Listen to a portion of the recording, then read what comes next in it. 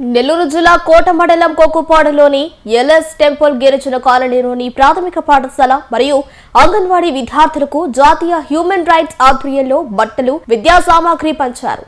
ఈ కార్యక్రమానికి కోట మండల ఎంఈఓ ద్వారా మస్తానయ్య ముఖ్య అతిథిగా పాల్గొన్నారు. హ్యూమన్ రైట్స్ సభ్యులు మాట్లాడుతూ విద్యార్థులు చిన్న వయసు నుండి చక్కగా చదువుకుని ఉన్నత శిఖరాలను అధిరోహించాలని, వారు తల్లిదండ్రులు కష్టపడి పనిచేసి చదివిస్తున్నారని, రాబో తరానికి యంత్రాలతో పని ఎక్కువగా ఉంటుందని, ఇప్పటి నుండి బాగా చదువుకుని తల్లిదండ్రులకు, చదువు చెప్పిన గురువులకు మంచి పేరు తీసుకురావాలని కోరారు.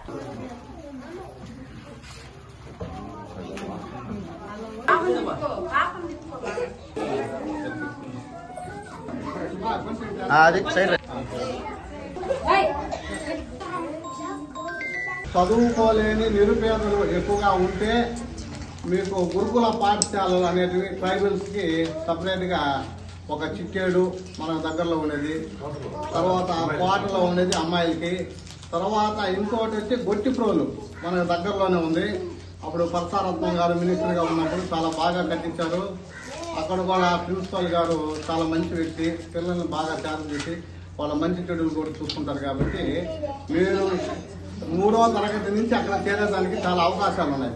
కాబట్టి మేమందరం కూడా ఏంటంటే ఇటువంటి గిరిజన ప్రాంతాలను గుర్తించడం మా హ్యూమన్ రైట్స్ తరఫున మేము కొన్ని మాకు చేయగలిగిన సేవా కార్యక్రమాలను మేము చేస్తున్నాము. ఈరోజు ఈ బట్టల కార్యక్రమంతో ఇక్కడ మన స్వరూప్ గారి ఆధ్వర్యంలో మొదలు పెట్టాము. ఇదే విధంగా ఇక్కడ ఉన్న గిరిజన కాలనీలు కూడా గుర్తించాము. రాబోయే రోజుల్లో కూడా స్వరూప్ గారి ఆధ్వర్యంలోనే ఇక్కడ మంచి మంచి కార్యక్రమాలు కూడా చేపడతామని, ఈ స్కూల్కి కానీ ఇక్కడ విద్యార్థులు కానీ ఎంఈఓ గారి సూచనల మేరకు మేము ఏదైనా సహాయం చేయదలుచుకుంటే మేము తూచా తప్పకుండా పాటిస్తామని కూడా మేము సభాముఖంగా తెలియజేస్తున్నాము. ఆమె కూడా సేవా రంగంలో చాలా బాగా సేవలు అందిస్తుంది. ఎందుకంటే విద్యార్థుల పట్ల శ్రద్ధ తీసుకొని ఇప్పుడే చెప్పారు, మాకు స్కూల్కి రావాలంటే కూడా ఎండాకాలం అయితే పొలాల్లో నుంచి వస్తారు, ఇక్కడ పైరు చేస్తున్నారు కాబట్టి రాలేని పరిస్థితి, రావాలంటే కూడా 1.5 కిలోమీటర్ దూరం నడుచుకుంటూ రావాలా. కాబట్టి అయినా కానీ ఆమె భర్తకి ఒక స్కూటర్ ఇచ్చి పంపించి పిల్లలందరినీ కూడా స్కూల్కి తీసుకొని వచ్చి ఆమె ఒక ఉపాధ్యాయురాలుగా ఆమె కార్యక్రమాన్ని ఆమె నిర్వహిస్తుంది. కాబట్టి ఆమె కూడా ప్రత్యేకంగా మా అభినందనలు. ఈ దారికి ఏదైనా ఇబ్బందిగా ఉంటే మీరు ఒక పిటిషన్ రాసిస్తే మేము ప్రభుత్వం దృష్టికి, కలెక్టర్ గారి దృష్టికి తీసుకుని వెళ్ళి వెంటనే దాన్ని కూడా పరిష్కారం చేసే దిశగా ఆలోచిస్తామని కూడా మీ అందరికీ తెలియజేస్తున్నాం. ఇక పోతే పిల్లలు బాబు మీరందరూ బాగా చదువుకోవాలా. మీకు ప్రభుత్వం చాలా రిజర్వేషన్లు ఇస్తుంది.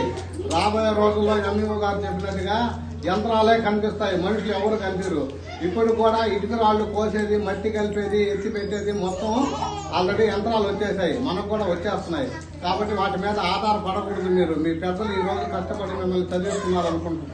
చదువుకొని మీరు బాగా చదువుకొని మంచి ఉద్యోగాలు సాధించి మీ తల్లిదండ్రుల్ని బాగా చూసుకోవాలా. మీరు బాగా చదివి విద్యా ఉద్యోగులు నేర్పించినట్టు మీ గురువులకి మంచి పేరు తీసుకురావాలా.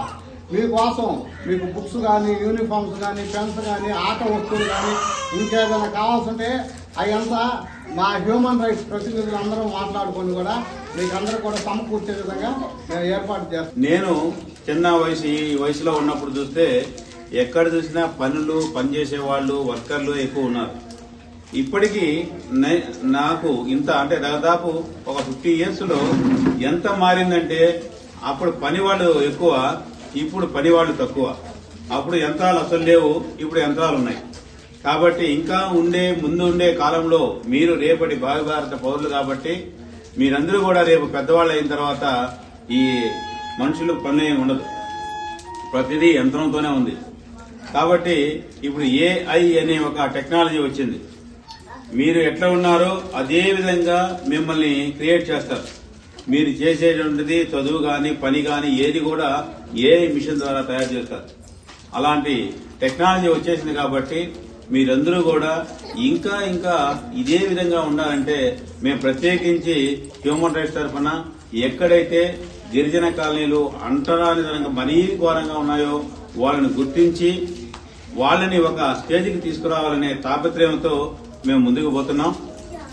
అందుకని అందులో భాగంగా నేను ఎంఈఓ గారికి కూడా చెప్తున్నాను, ఈ గిరిజన పాఠశాలలో ఎక్కడైతే బాగా చదువుకొని రెగ్యులర్ గా స్కూల్కి అందరూ వస్తుంటారో మా హ్యూమన్ రైట్స్ కమిటీ వాళ్ళందరూ కూడా ఒక నిర్ణయం తీసుకున్నాం. ఏంటంటే కొన్ని పాఠశాలను గుర్తించి ఆడుకునే కిట్స్ ఇవ్వాలని మేము అనుకోనున్నాము. కాబట్టి ఇది ఎవరి దగ్గర డబ్బులు తీసుకొని ఇచ్చేది కాదు.